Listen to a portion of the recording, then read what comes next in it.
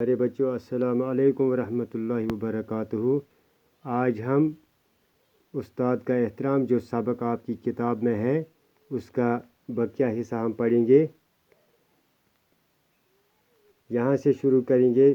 آپ نکالیے اپنی درسی کتاب کا صفحہ نمبر 26۔ یہاں تک ہم نے پڑھا ہے۔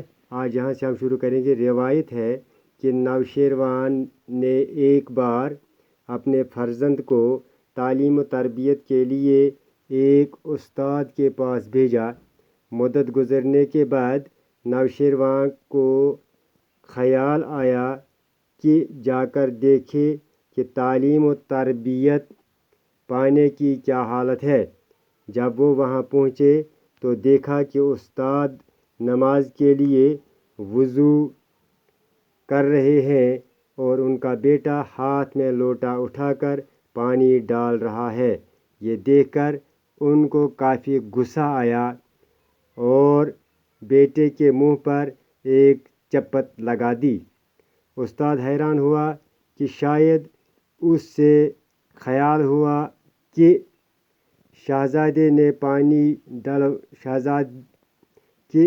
شہزادے سے پانی ڈلوا رہا ہے۔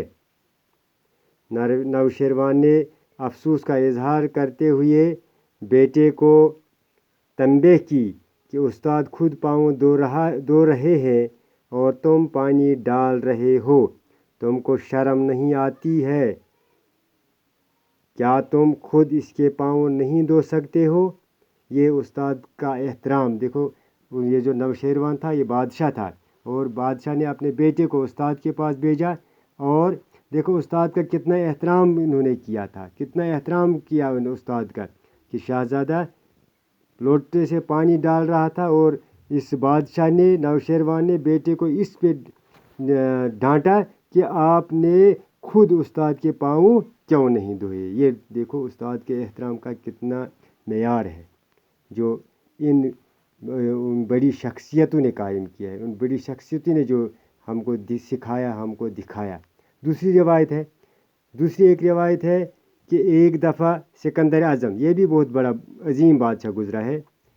سکندر اعظم دنیا کی بہت سی فتوحات حاصل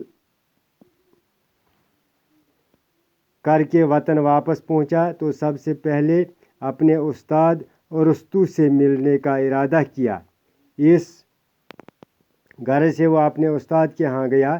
جب وہ مکان میں داخل ہوا تو ارسطو صحن میں بیٹھا مزے سے دھوپ تاپ رہا تھا۔ سکندر اعظم اس کے سامنے کھڑا ہو گیا اور بڑے فخریہ انداز میں بولا، مانگیے استاد محترم، کیا مانگتے ہو؟